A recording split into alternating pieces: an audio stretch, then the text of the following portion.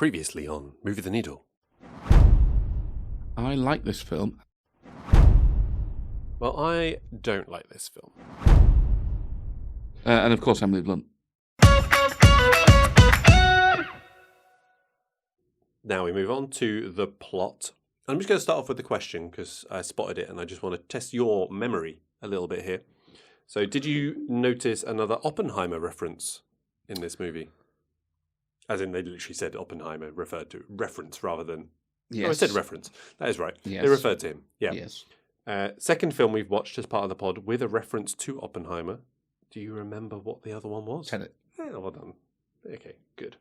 Do you find it interesting? Quite not someone I'd really come across before. You know, like obviously I knew about the atomic bomb and all of that, but not a name that I was massively familiar with. And now he's just bloody everywhere.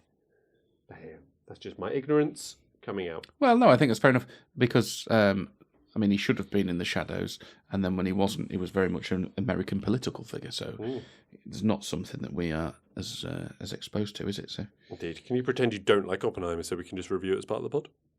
I don't think I could pretend I don't like Oppenheimer. No, it'd be a struggle, wouldn't it? Could you? I just don't like naked women. God damn it! Yeah, we could lead with that if you want. Yeah, that's the sole problem with the film. That'd be it. Yeah. All right. Plot, Carl. Tell me why the plot is good, and you can go through the. What would you say? There were 3 phases of this film. Would you say the early years? Yeah, I think the discovery and the aftermath, and then the later years. Yeah. Well, so right. I want to preface everything I've got to say about the plot with, yes, it's Hollywood, but right, because I acknowledge that this is broad. Yes. And if you are not in the right frame of mind for it, you're gonna. This is why I'm quite. You're gonna find it easy to be cynical about it. It's why I'm quite surprised that you liked it, because I thought, I don't know, on another day of the week maybe you might fall the other way. My cynicism is reasoned. It is, I don't just throw it out for free. Sure. It's earned, if you like, my cynicism, and I don't think this film did enough wrong to earn my cynicism. Okay. All right. Okay. So I thought Charles and Nash. Yeah. Obviously, it's not real. Yeah. But I thought their friendship was really touching, which, of course, in turn makes it very, very sad. That it's never happened. And that's the thing, isn't it? And they make reference that I think it's a great line, that as well.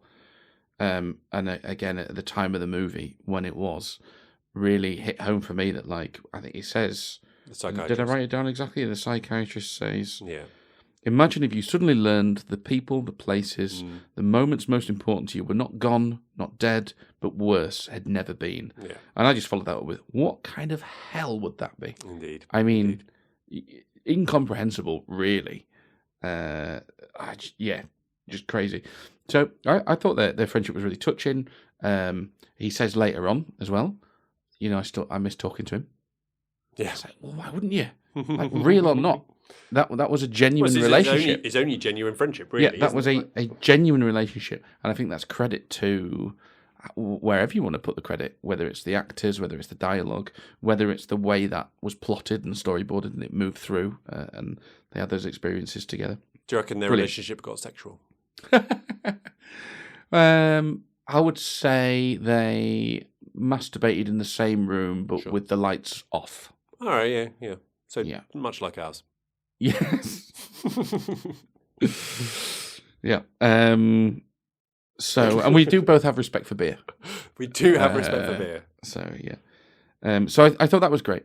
I also, now I have problems with the way the relationship with him and his wife was done, but I also very much believe that Nash did love her and put pride in putting her first, I guess, because he does throughout the film. He keeps like these little moments where what is it in the classroom? he's in full on arrogant dick mode by this time in the classroom when we first see his missus. Yeah. And he's like, no, I don't care that it's hot. It's more important for me to be able to hear my own voice. She shows him there's another way.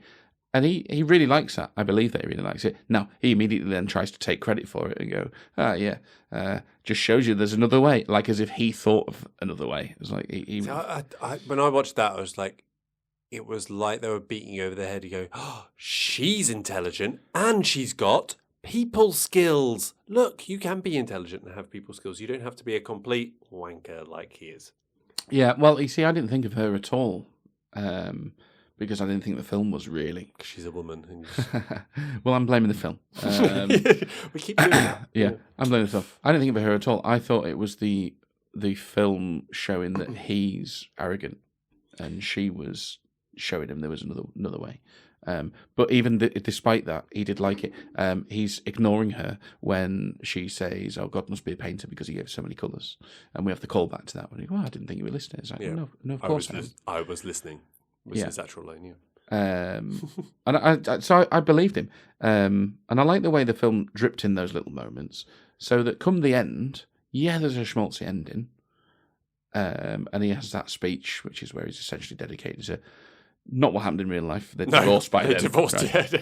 But I had no problem with any of that because I absolutely believed that he 100% is grateful to her and he loves her and all the rest of it. He's obviously had his problems that she's had to bear the brunt of. But I completely believed it because of the way that I thought. I basically, long way of saying, I thought the storytelling in this film was really good.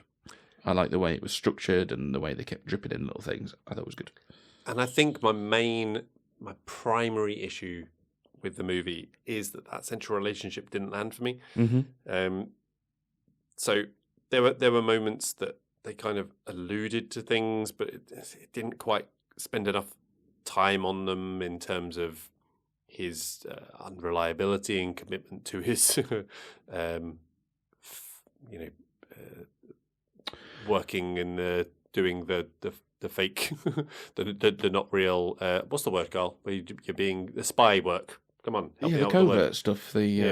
What's the word? There's a undercover. word. Come on, what's the word? Well, I mean, there's another word. Any of those, right? There's, I don't know, when it got to the point where, obviously after the big reveal, I don't feel like the film did enough to set their relationship up to then do the payoff throughout and after. And I think a little bit of that, right? And this is going to go contrary to what we've said a lot of the time. There was no love scene. There was no. Yeah. There was no heat. There was no anything. They had one scene where he goes. He does his awkward. I just want to rush to the intercourse bit, and then they kiss a bit, and I'm just like, come on, this is the time where you can actually put on. You don't have to make it a U or a PG-13. You can take a little bit out. Come on, for the lads. Come on. No, look, I don't disagree. I said I thought that her character was underwritten, and it shows up in moments like that. She has one scene that I can remember where she is saying to Saul, I think it is. She's saying about how she sometimes gets angry because she wants to leave him and all the rest of it, and then she remembers who she loves, and she has that one scene that's exploring her struggles, like all on her own. I know there's more when they're together, not loads more, but like with the baby and whatnot in the bath and all that jazz. But she has one scene, and I agree that her character is a bit underwritten, and they don't show enough of sort of her struggles, and to make her struggles work, they'd have also have to show more of the connection and all the rest of it. From her point of view, what I think the film is doing is it's all through the lens of him and his point of view, and I managed to follow him all the way through on his journey, and I completely believe that he loved her. Yeah, probably a fair criticism. Is there enough there to suggest that she loved him to the same and was going to stick with him? Maybe not. And I think also it didn't get in the way for me because and I think also the other way that I don't know whether his absolute devotion to her necessarily comes across because he is a bit of a bastard, bit of a wanker. Actually, how important was she to him? And it didn't come across to me that she was his one, his only, his thing. So at the end with the the Nobel Prize speech where he's saying that, I'm just like, well, really? They had the bit where he was very upset and insecure about not being able to get it up, basically. Which they then come back to, and he says, like, look, I want to be able to please my wife. She says something else. It's not please. It's a really weird turn of phrase. It's quite an old-fashioned. Yeah, I can't remember exactly. Did he respond to my wife? I was going to say service. I was service my wife. I think it was respond to my wife in the way I want. But I believed in that he was really insecure about that, and that he couldn't be. It didn't cross my mind that that's because he wanted to get his end away. Yeah. I just knowing like he's responding to the freak out in the bathroom, right after being turned down for sex. She must have been really horny. I mean, that is quite the reaction. I mean, I've been turned down for sex a fair few times, Carl, and I've never wrecked a bathroom yet. Yeah, I mean that was one attempt at trying to show the stresses of her as well, isn't it? But and again, it seemed a little bit out of, a little bit like almost like overreactive because you didn't really get the progressive like. Oh, it's just another thing. It's another thing. It's another thing. Oh, this is it. She just wants to get her end away. And I'm going to disagree. Well, in fact, with myself as well. Having just said, I kind of see your point. I disagree with that a little bit. That they didn't do anything with it because I also think back to the scene where he gets taken in to the mental institute. Yeah, and we see her in the office with Saul and the other guy. I can't remember his name. Is it Bender? Bender, yeah. We see her there, and she's catching up on basically what's going on, and it's not shown to us, but they'd obviously been struggling to that point already, right?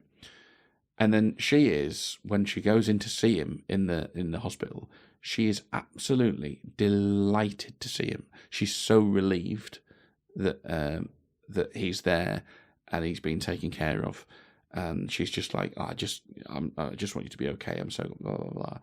And then there's a really good moment, not nice, but good moment, where she's then absolutely devastated when he starts whispering to her, "We've got to be careful, the Russians are listening," because she realizes in that moment how like deep in he is. So in one moment she's had this thing where it's like, oh God, thank God for that, and then we go straight away for, oh my God, no, he's terrible. And she's distraught. So I do think her character is underwritten. I don't think there's enough of that sort of thing. And we talked about Connolly. I thought she did a really good job in those scenes. And they do exist. There need to be more of them. But... I will agree with that. That was one of the ones where you could actually get inside that person's head, right? And go like, oh, if I was in this situation, this would be like the worst, wouldn't it? Where the person that you love, then we move on to the treatment, and she's crying in the gallery. I will say as well, follow that up with Crowe's best acting in this film for me is not long after that when he's trying to dig the tracker out of his arm. Oh yeah. And he's sat in that thing and he just looks like a lost little boy. Yeah. He's just stared up like, I just think, so I thought the dead eye starey thing was, very confused thing. I thought you did really well. He was also, so earnest in that moment. I was so on board with that, like radium diode or whatever. Yeah, so cool. Yeah, that's awesome. It changes numbers when, that's great. Well, and it's like, oh, that wasn't real. Fair play though. We talk about production.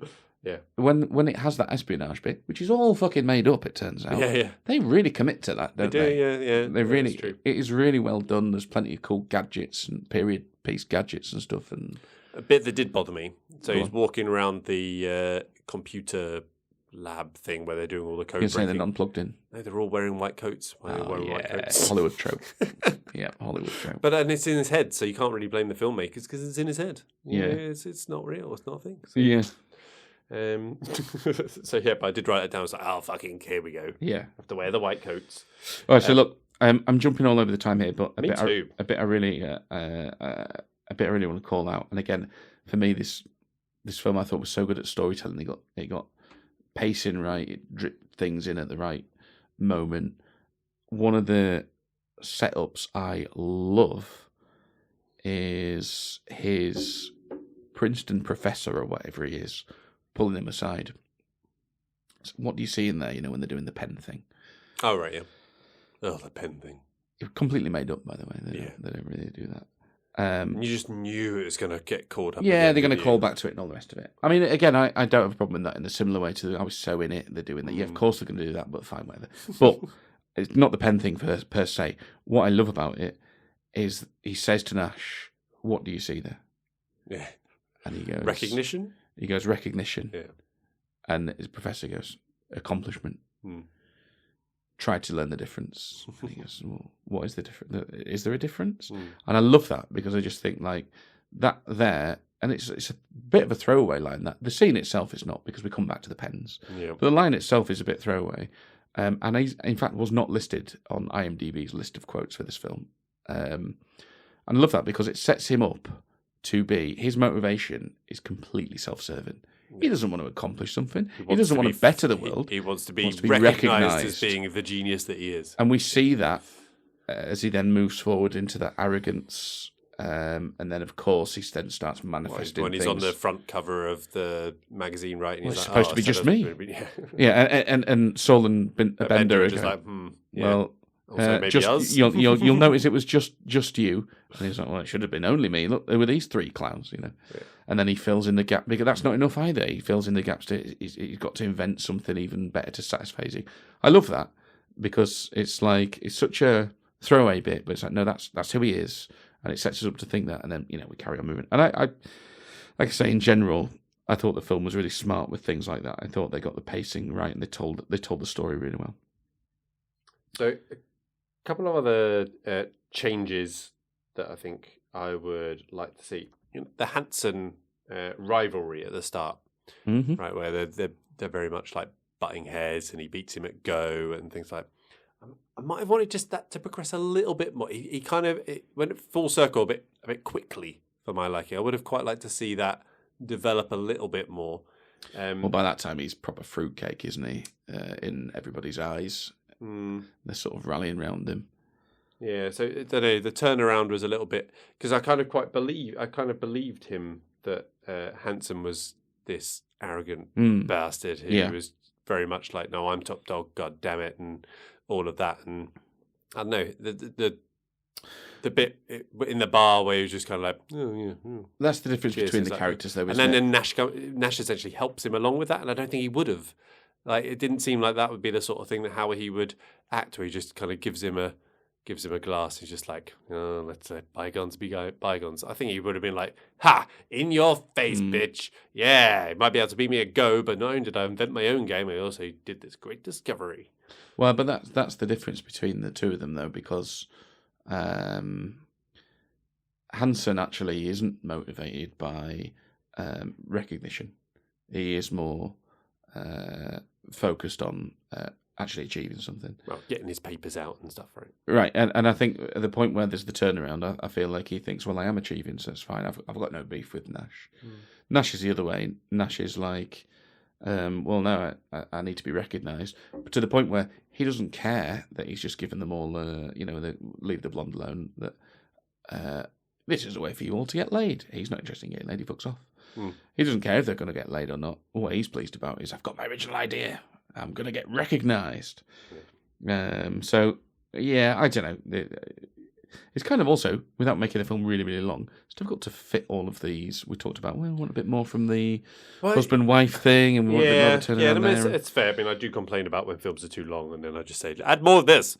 It's difficult, and I think, again, for me, it's a very deliberate thing. They've gone, well, we're just going to pull back, and we're going to be a bit more broad, and we're going to focus on one story, which is Nash's, and through Nash's lens, rather than anything else. I just felt the early years, the Princeton years, I felt were a little bit paint by numbers, a bit formulaic, and I think you could have zhuzhed that up a little bit with a bit more tension and with that rivalry and that side. I think that's fair. On the mystery and espionage, espionage, that was the word I was looking for earlier. Sorry, carry on. Yeah, so I feel like we said they really committed to that. And I thought they did. Yeah, I thought it looked great, and like I said, actually, my memory of the film was more that I thought that took up a bigger portion of the film. Yeah, it's quite small, really. I also remembered thinking after he initially gets taken in, there was a longer period between is he, isn't he, is Plumber the bad guy, then there actually is.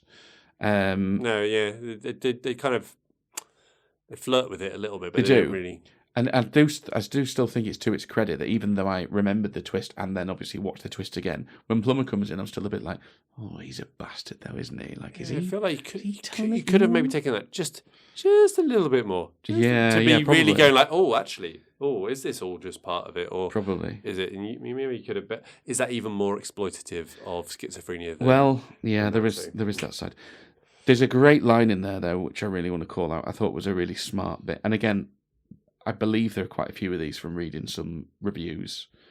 It sort of hints at a clue as to his schizophrenia before we discover it on screen. When he's trying to quit.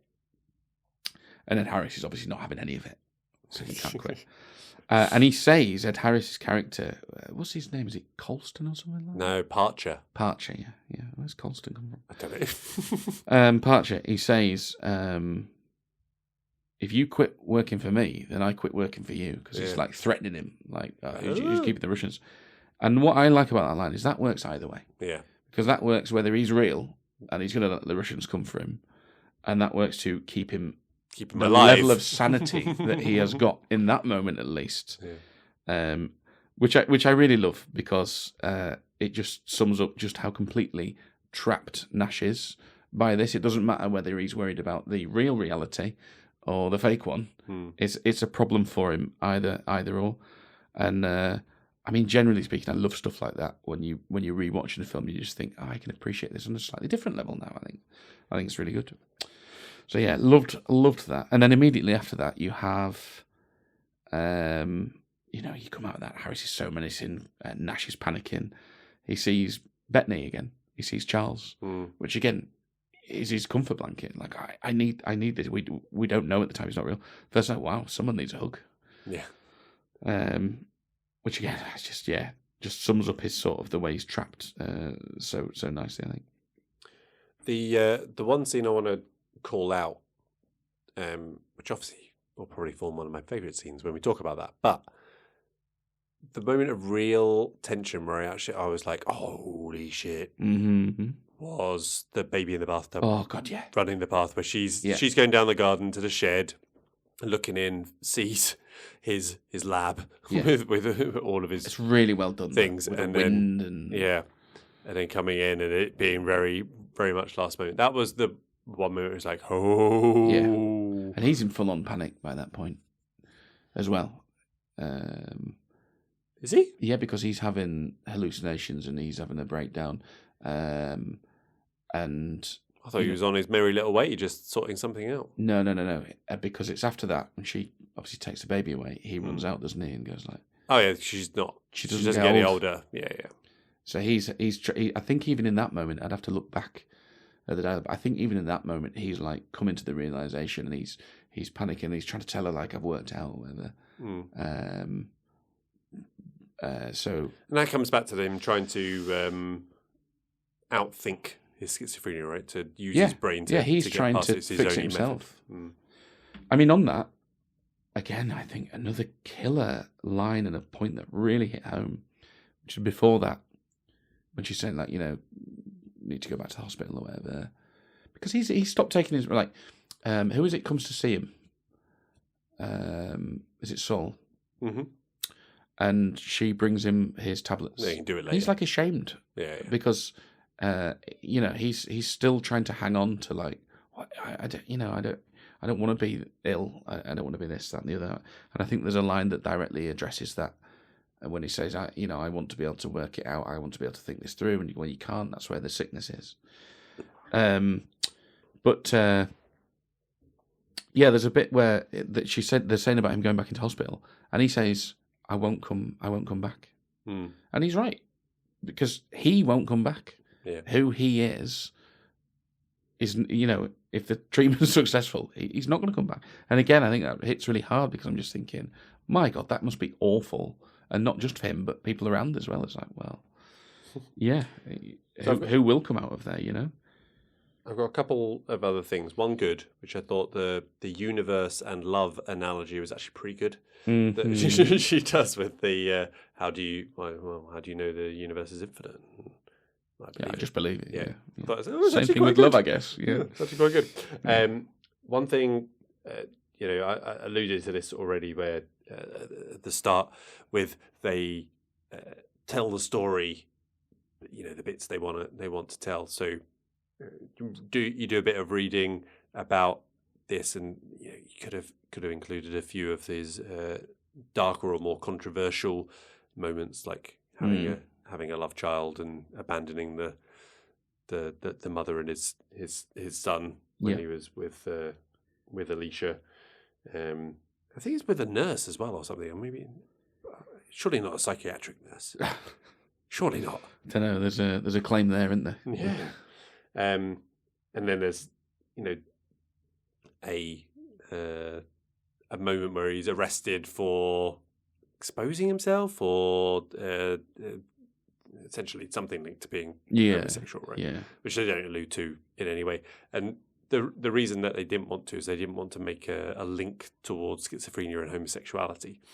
Which part of me goes, should fucking well think so. Yeah, part of me goes like, okay, well, fair enough. But why? Like, why is that a major? Yeah, who's going to think that? Like, well, apparently there was some research, not research, obviously, that linked the two or something like that. So they still steered clear of it. But part of me is also going like, yeah, you just steer clear of controversy for this movie because it didn't serve your purpose for Oscar this. bait, Yeah, exactly. Yeah, we've got to, and the same with the illegitimate son, right? I think it would have fit the story that they were telling of Nash. Last point I have. Do you have anything else? Only my change. So, psych ward. Wearing pajamas all day. Is that the only place it's acceptable? Oh, even when you're working in this new work from home world?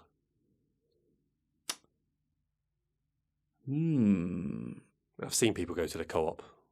Oh no, that'll never be me. That going out in my pajamas. It must be, right? I can't think of another one. Today. Yeah, it's got to be. Would that be what you choose if you could only wear one thing all day? Would it be pajamas? Well, I don't wear pajamas. Yeah, but in terms of comfort, like this is all you wear. You're indoors all the time. What would it be that you wore? Shorts and t-shirt. Black t-shirt, shorts. Yeah. I mean, yeah. Yeah. Pants, obviously. Yeah. Yeah, no, you can't really just flopping them out. Okay. Clearly see your nuts, otherwise, wouldn't you? Well, it's your problem. But I mean, just for my comfort. I was just linking with the psych board. It doesn't matter. It wasn't bad, actually, to be fair. I'll give you that. Yeah. Changes? To be honest with you, I'm not sure that I would change this film. I sort of see it as 100% agree with the things we've sort of been talking about. There is a film to be made where you explore things like his real-world impact. You explore some of the darker stuff around he's not that nice of a guy. And you also bring out more of the impact on others, and obviously the main candidate for that would be his wife. That's actually in the film. The reason I say maybe I wouldn't actually want to make that is because it's difficult to do all that and then step on what I think does a really good job of telling his story and making you feel him and his arc. But if I was going to make one change, it would be more for the wife. I would have more scenes than just the one where she's talking about, like, well, sometimes I want to leave him, it's really hard. There needed to be probably a bit more of that, I think. Yeah, agreed. Yep. Okay. All right, we move on to This Is Why You're Wrong. Closing statement from each of us. And Carl, you go first as you are the liker of this film. Yeah, so I had fond memories of the film. First sort of 15, 20, I was a little worried. It is a bit of a... I don't know if I would say it was a clunky setup, but it's a very, very deliberate setup. We're very much in Oscar Hollywood territory here. It is a bit by the numbers, and then some of the tick acting from Crowe's. We don't need to be that broad. But I found just so much to like in it, and it really landed for me. I thought the storytelling was really good. when I looked at everything through his sort of arc.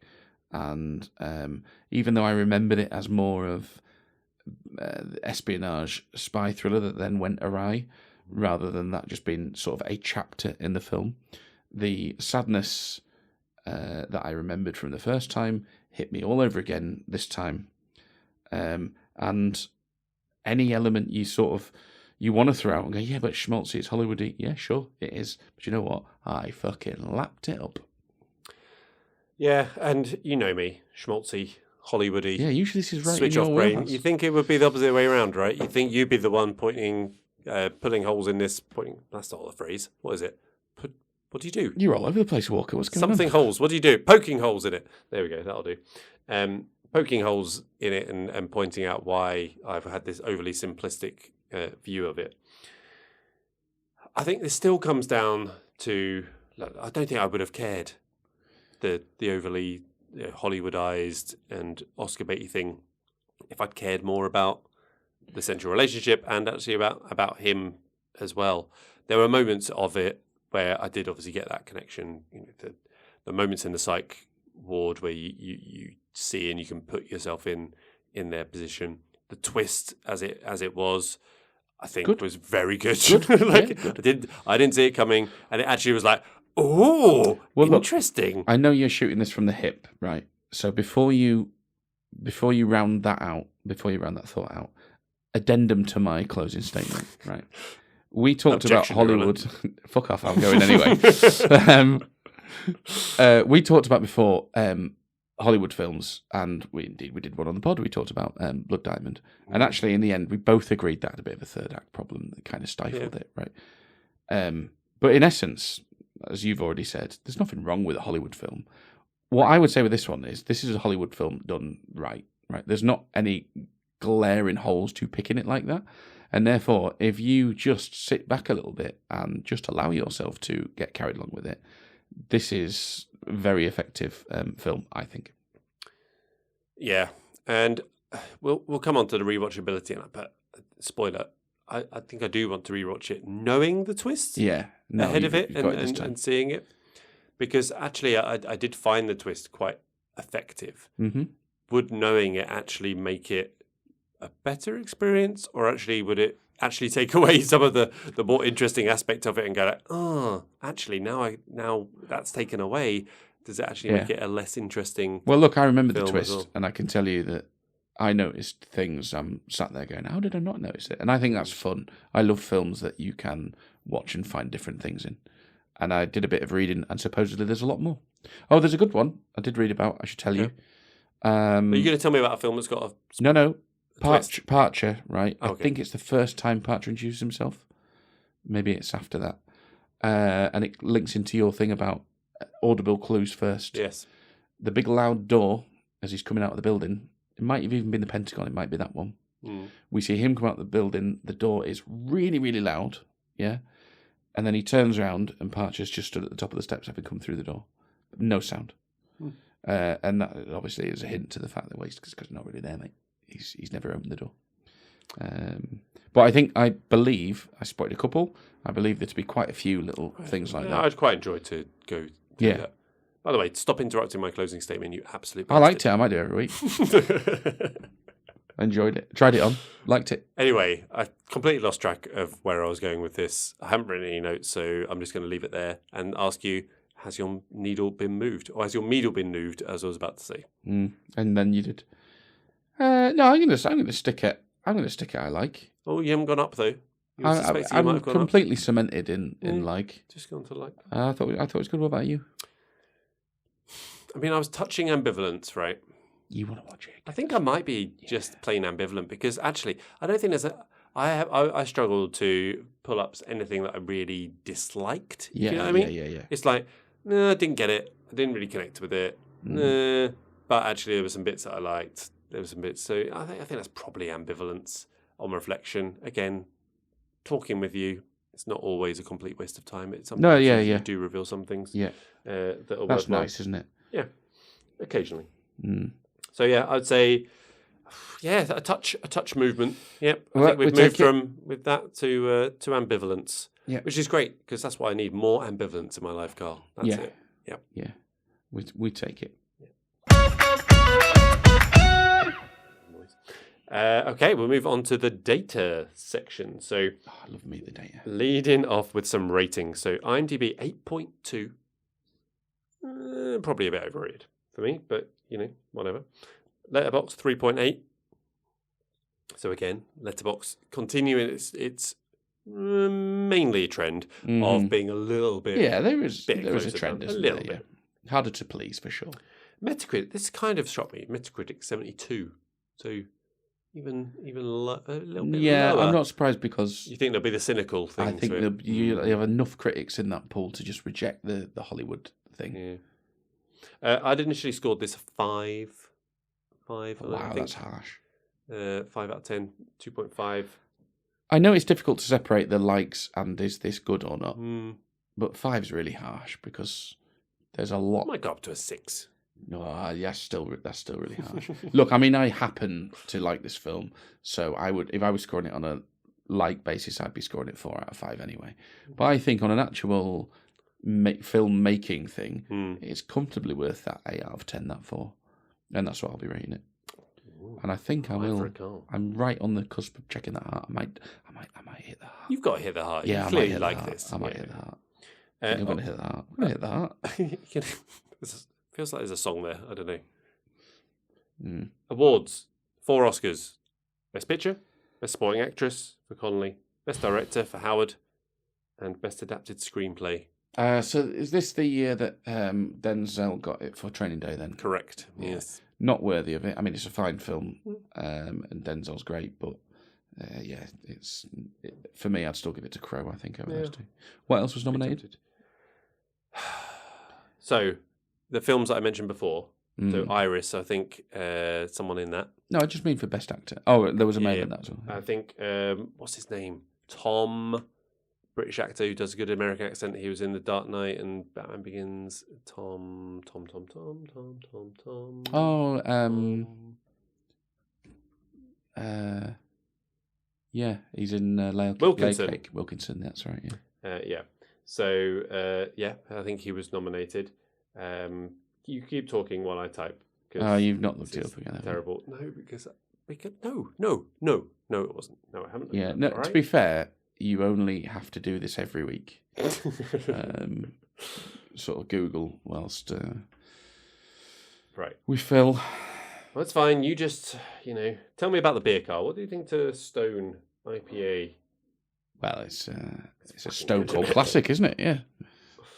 It's bloody good. I was drinking it. I was trying not to make the sex noises. Yeah. What are you doing, Si? Sorry, recording a pod. Oh, God damn it. Yeah. Sorry. Did you put on an American accent when you... Yeah.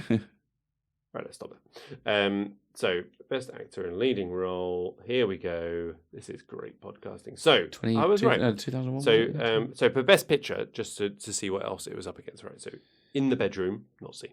Yeah. Lord of the Rings, Fellowship of the Ring, you've not seen. No. You really need to watch it. I doubt it. You really do. Gosford Park, not seen. And Moulin Rouge, which I enjoyed Moulin Rouge, right? But it's not best picture. Like, come on. Who are we kidding? It's about the biz, though, isn't it? So, a couple of people we mentioned. So Tom Wilkinson, I was right, In the Bedroom. Yeah. Sean Penn, I Am Sam, not seen it. No. But Sean Penn, frequently. Good actor. Yep, good actor. Will Smith for Ali. Yeah, Ali. No. And then Russell Crowe and Denzel. Yeah, okay. This was the year of Halle Berry for Monsters Ball. First woman of colour to win the American. Fuck me, 2001. Yeah, Jesus Christ. But hey, just add it to the list. Yes. Rewatchability, Carl. Well, yeah, easy yes for me.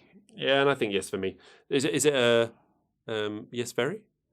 It's a very yes for me. Rewatchability. I think it's a yes for me because I do want to rewatch it again, having remembered the twist to see what it's like and look for the signs. Again, it's a very no for me because I'll never actually watch it again because. Because we don't have time to rewatch. We've got time for that shit. Yeah. I need to give up my actual job to really get in the good stuff. Best scene. There's bar scene. There is a bar scene, and the don't go for the blonde, and which happens in the bar scene, I think is a fantastic scene. I think it is the coolest scene in the film, but she never gets old. She never gets old. But the Hit baby me the most, yeah. But that whole thing. So that the whole baby, thing yeah, when she discovers the thing out back, the baby in the bath, the panic, the confrontation, she runs Actual outside, and then tension. him just like she never gets old, and like you know, it's not even euphoria for him. It is like relief that he's just made a breakthrough. But still, and you did just nearly drown our child. Yeah, yeah. So no, I've got to say Agreed. that I think that's what I went. fantastic scene. Those two are exactly the two that I called out, but I decided on the baby in the bath scene. Yeah. Oh, we're becoming one. Yeah. Best quote. Well, I've already mentioned it. I have respect for beer. No. There's quite a few, right, where I thought you could do, and then is my roommate a dick? Quite like that one as well. But no, it for me, it's the one that sets, obviously not his schizophrenia up, but sets him up as a character, and the thing he's struggling with his whole life. It's that quote about, what do you see, John? Recognition. Try seeing accomplishment. Is there a difference? Well, yeah, there is a difference. And ultimately, he sort of gets there, and he makes the realization actually only after he's had his recognition or whatever. Well, maybe that's not fair, but so I had three. So I don't like people much. Yes, yeah. I have respect for beer. Yeah. I have respect for beer. Solid, yeah, solid. And I mean, essentially, we're talking about fluid exchange, right? Yeah. I could use that. Yeah. I think you should. I'd like you to tell me how it goes. When? Yeah. Favorite character? Oh, it's got to be Charles.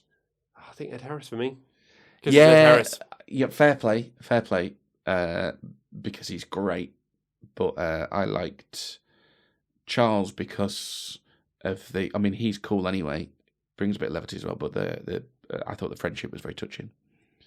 And your tearjerker, did it jerk your tears? Listen, look, I watched this with a friend pretending that boys don't cry.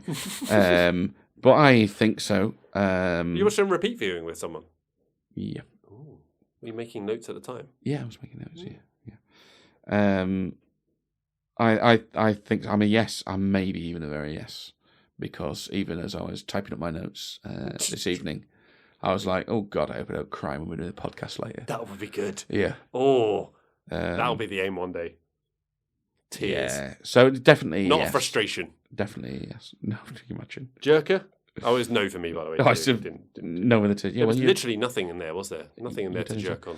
No, very no. Very no. Yeah, Very no. You were crying out for a bit of gratuitous nudity, weren't you? Right, how the tables have turned. Come on, give us a bit. Actually, it kept. I mean, again, this is right in the Oscar bait category. It's very low on profanity. Yeah, very Oscar friendly. Yeah, agreed. All right, so we got a couple of top threes. So sticking pretty standard after you turned down my suggestions. Yeah, I tried to think of something funny as well, but I just.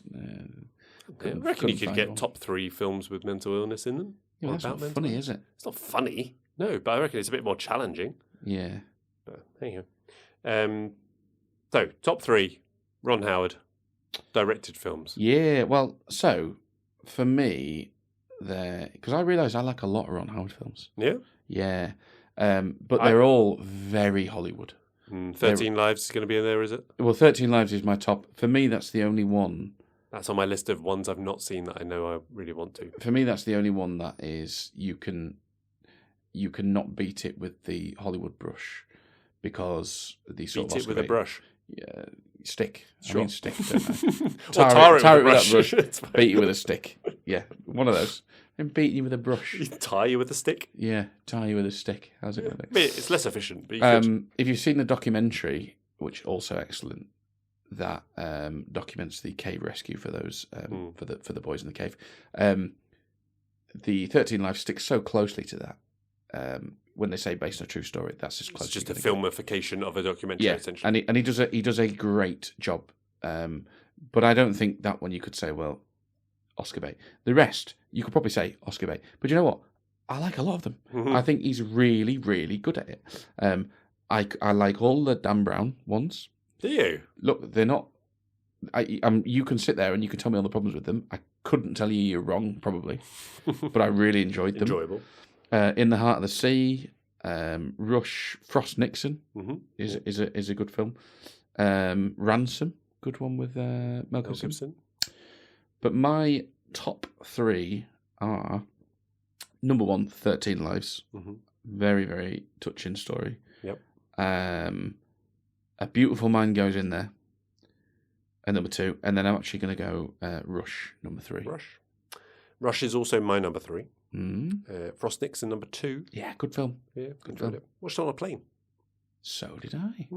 Good plane film, actually. Yeah. What year did it come out? Oh no, it wasn't the honeymoon flight, was it? Yeah, what would that be? 2013. British Lines are on tour that year. Yeah, 2013. Yeah.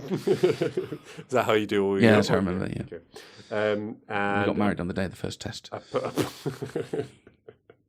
it's got to be memorable for some reason, I suppose. Yeah. And Apollo 13, I've got as my my first one. I have seen that, but such a long time ago.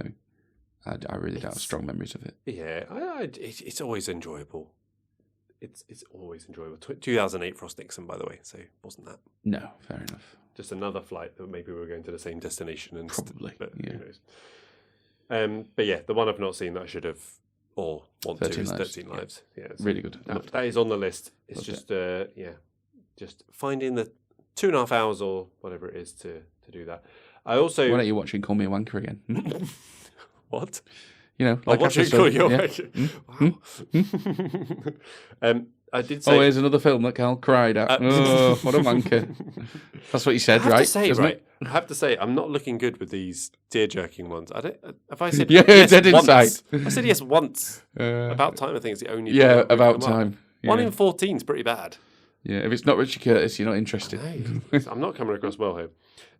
The only other Simon, that's not limited to this podcast. I wouldn't worry about that. Yeah, that's fine. Fair enough. Yeah. I was going to say Solo, the Star Wars story. But then you remembered it's shite. Yeah, well, that's actually all right. I quite enjoyed it. Oh, okay. But he didn't actually direct it all. He took over the directing when the directors got fired. So that was kind of cheating. No, yeah, it's cheating. But it probably also wouldn't appear on the top 3. Russell Crowe films. Seriously, this beer has given me a bit of a buzz, Carl. I'll be honest. Well, they were right. So 6.9%, and then what's that? 5.5. Yeah, okay. Yeah. All right, Russell Crowe. Yeah. Do you want to go one? We'll go. Yeah, let's go. You want to start from 3? Yeah. My number 3 was Master and Commander: The Far Side of the World. I've not seen it. Mine was The Nice Guys. Are we not a Russell Crowe fan? What's going on here? I was looking through it, right, and I was going like, well, that's fine. That's fine. That's fine. That's fine. I really don't like The Nice Guys, so there's a potential to. Oh, really? I mean, I couldn't tell you I particularly liked it either. I remember it being all right, but yeah, that's number 3. What was your 3? What? Oh, Master and Commander. Sorry, that was your number 3, 2. Yeah, Master and Commander. Gladiator. Same. Yeah, Gladiator. Number 2, and number 1. Well, it's going to be the same. LA isn't it? Confidential. LA Confidential. Yeah. Yeah. LA Confidential is one of those films that I had the poster on my wall as a student as well. Good poster. It is great poster. I found this difficult. I'm surprised you haven't found more. So, The Insider's a really smart film. Insider is good. Insider probably, but it's one of those, I watched that a long time ago, like 20 plus years ago. I think I watched it when it was out on, this is going to date it, but on when you had cable and you could do like the movies on demand thing through cable TV. Okay, that's going back, isn't it? Yeah, it was probably around 2000, right? Because it was 1999, I think it came out. So it was like before it comes out onto your LA Confidential. Not even DVD. 97. LA Confidential. Yeah, I want to say 97. Yeah, 97. So as a I want to watch that again. Actually, LA Confidential. Yeah, it's good. That's spacey as well, isn't it? Yeah, spacey. And the guy we talked Guy about. Ritchie. Not Guy Ritchie. Guy Pearce. Guy Ritchie. Fucking hell, that'd be a different film, wouldn't it? Jesus Christ. Confidential. Yeah.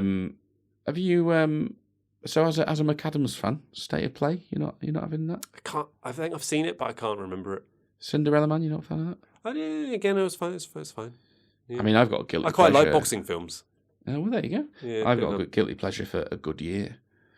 And I'll freely Does he admit build that's a not swimming a good pool film. in that or something? No, he didn't build a swimming pool in. Is there a swimming pool clean in one? it? Yeah, a swimming pool. Yeah. It's Ridley Scott. I somehow conflated A Beautiful Mind with A Good Year, and I was expecting some sort of swimming pool scene to come up. While I was watching this, I was like, isn't there a bit where there's a swimming pool and Russell Crowe's doing something there? And it never came up. I was like, probably different. Body of Lies, got Leo in it, obviously. Friend of the pod. I think I'm a friend of the pod. Again, I think I might have seen it, but didn't leave an impression. Same with like American Gangster. Yeah, American Gangster, isn't that? Yeah, I thought Robin Hood was quite good. I quite enjoyed Robin Hood. Not sure I've seen that version. 310 to Humour. I've seen it again. Didn't leave Good a film. didn't 310 to leave Humour. much Christian impression. Bale's in that. Good. Oh, there's loads to go at. There's a lot of films I was just like, I think it was all right. Yeah, I think it was all right. Your hard man to please. And of course, there's The Quick and the Dead. That's a lot of fun. Gene Hackman's in that. Sharon Stone. That one of his first ones. Was that early? 1995. So, yeah. that is early-ish. That I think is what you would say is his biggest film after the film that got him noticed in 1992, which was Romper Stomper. He plays like some neo-Nazi thug in Romper Stomper. And I think that was the one that sort of got him noticed. And then he gets, it's more than a bit part, I would say, but not main character in Quick and the Dead. Yes, a lot of fun, that film. Oh, well, fair enough. There we go. So nearly the same. Indeed. You got anything else? No, that's me. All right, well, that's all we've got. So if we move the needle for you, or even if we didn't, please do get in touch with us by email, so it's not just the junk that we get in there. Let's hear some actual people, please, people. Does anyone do email anymore? Let's find out. We've got Twitter. Yeah, Twitter and all that. So rate us, follow us, subscribe, please do. And, contact us on Twitter, Instagram. Otherwise, we're going to have to reply to this fucking Alex Sanfilippo twat. Let's find out what he's selling. You are our only contact. Please email me again. Clutch onto him again. Yes! Yeah. Don't leave me, Alex. Just give a really long response of like, actually, well, I've rated all of our episodes. Yeah. And I've given you a short description of each. Yeah. The pluses and the minuses, so you can make your own informed decision, because I don't want to lead you down the path, Alex. You listen to all of them. Let us know your thoughts. 10,000 words. And then we'll be in touch about whatever it is you're trying to sell. Yeah. Anyway, from me and Carl, it's goodbye. Goodbye. Okay, well, after Carl has been turning down my advances all evening, I'm off to take my sexual frustration out on the nearest bathroom. I'm talking smashed mirror, smashed windows, and I might even smash the pan. Not even a brush afterwards. That's how frustrated I am.